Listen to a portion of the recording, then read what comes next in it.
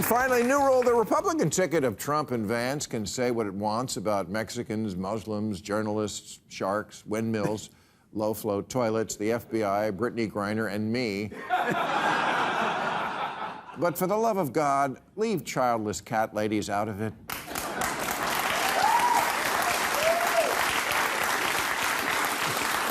While we were off last month, America got to know Donald Trump's new piss boy, Andrew Dice Vance, the VP candidate who has now reopened the question at the very foundation of the Republican Party. Bitch, why ain't you pregnant?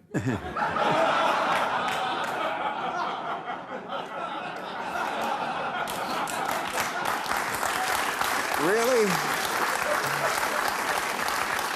So, the biggest threat to America now is not a nuclear-armed Iran or $35 trillion in debt or another leaky lab in China. It's cat ladies.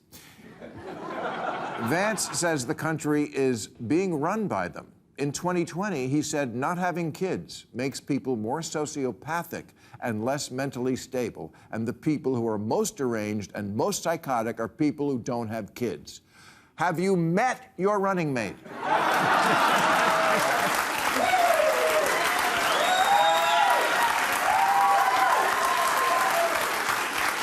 He's got 5 kids, and he's out of his fucking mind. And again, it's 2024, and you're still saying that people who don't marry and raise kids are inferior weirdos? Thanks, Phyllis Schlafly. Let me check my beeper to see if 1993 called. You know, 1993, that's the year I went on the air with my first show, Politically Incorrect, and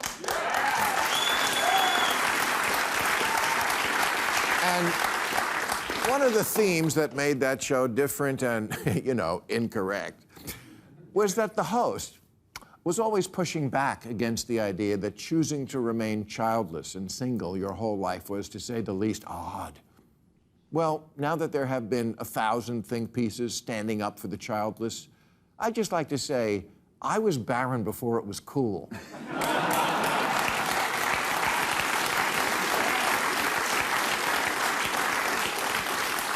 Yeah, I've been on this wall.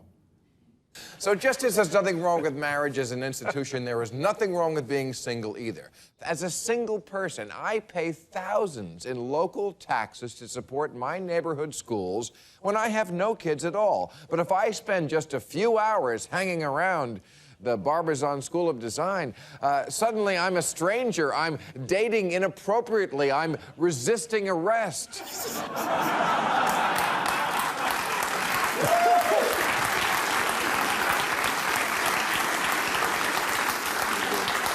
I can't believe it's 30 years later, and here I am still having to defend not having kids. But okay, hear this, Mr. Vance. 1, you sure think about other people's pussies a lot.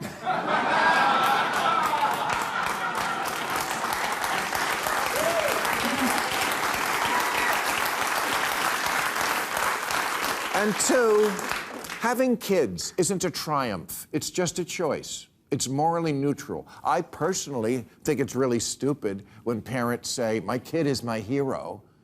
But what I really hate is when they say, I'm a hero because I had a kid. No, you didn't raise the flag at Iwo Jima. The condom broke.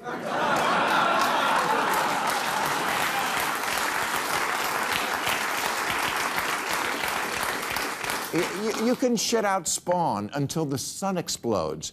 That doesn't make you a better citizen than the people who don't. And by the way, the joke's on you, Republicans. Have all the babies you want. We'll just keep eating them.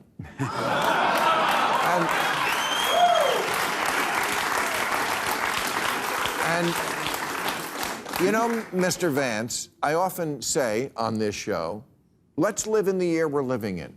And when I do, it's a critique of the far left, who think it makes them more virtuous to never acknowledge the incredible progress we actually have made on progressive issues.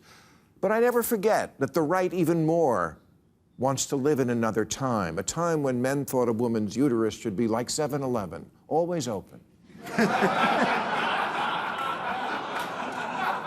But a funny thing happened on the way to buy a minivan. In 1940, Only 8% of households were comprised of a single person, and in 1970, it was still just 18%. But today, the share of American adults under 50 without kids who say they are unlikely to ever have them stands at 47%. Almost half. You're welcome. Yes, we are many now. We are many. The number of single American households has more than tripled since 1940, when the only single women over 16 were nuns and the Andrews sisters. Did you know that back then, anal sex was only practiced when the vagina was actively pushing out a baby?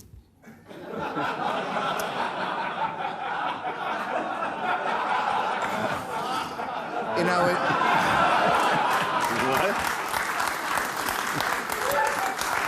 You know, it's funny, back in the 90s, when I said I liked being single, people would humor me. It was like saying I didn't believe in God. I know, crazy, right? But yeah, people would always be telling me that I'd eventually get bored with my independence and crave the shackles of family life. Who doesn't love the warm sensation of fresh baby ick on your shirt?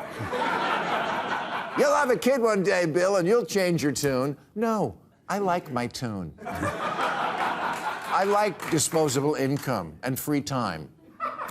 I like that I always know where the scissors are.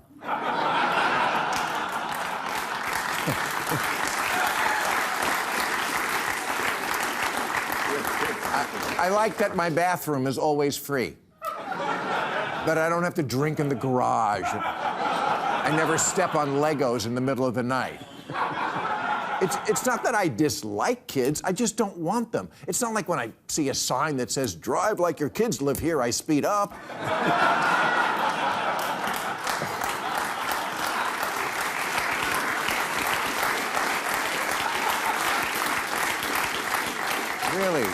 Really, I don't. Not that much.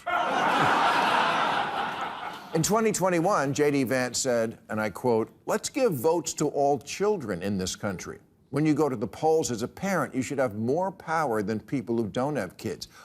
No, your life choices are not more valid or worthy than mine. I think people who don't smoke weed are missing out, but...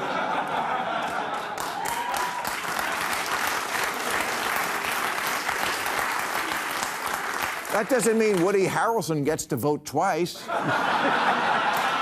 there we are. Yes, we have a pot store together in LA, The Woods. You should check it out. This is a big problem with Republicans, always trying to force their way of life on the rest of us. You want to get married and have kids? Do it. You think there should be prayer in schools? Say one. You believe homosexuality is a sin? Stop blowing guys.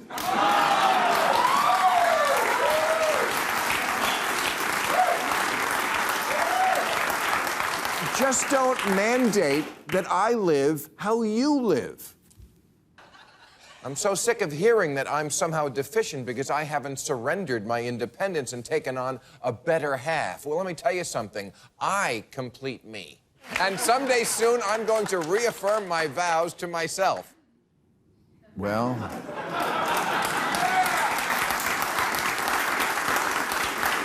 Well, it seems that day has come. Bill.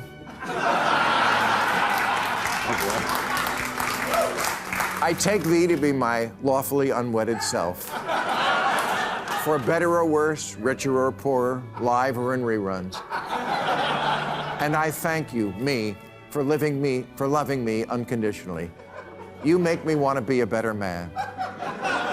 And I promise I will continue to surprise me and to finish my own sentences and never go to bed mad at myself. I vow to honor me and to cherish me and to do what I want when I want without having to ask permission or explain myself or work through feelings or hear about anyone else's fucking day. You may kiss my ass.